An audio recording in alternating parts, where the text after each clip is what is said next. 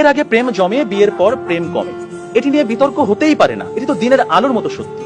কারণ প্রেম হয় প্রেমিকার সাথে, বউয়ের সাথে হয় সংসার। প্রেমিকাকে আদর করে বউ বলে ডাকা যায়, তাকে লোকের কাছে বউ বলে পরিচয় করিয়ে দেওয়া যায়। কিন্তু কখনো বউকে কি শুধুমাত্র প্রেমিকা বলে লোকের কাছে পরিচয় করে দেওয়া সম্ভব? সাহস আছে আপনাদের? সর্বনাশ হয়ে যাবে, ভাত বন্ধ হয়ে যাবে। সুতরাং বিয়ে নামক একটি ঘটনার পর প্রেমিকাই থাকে না। যেখানে প্রেমিকাই থাকে না, সেখানে প্রেম জমবে কিভাবে? সেখানে প্রেম কমবে, প্রেম হারিয়ে যাবে।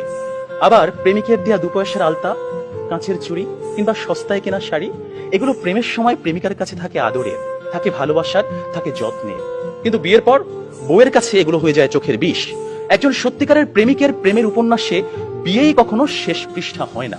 কারণ তারা জানে কোনো কোনো প্রেম না পাওয়াতেই পূর্ণতা খুঁজে পায়।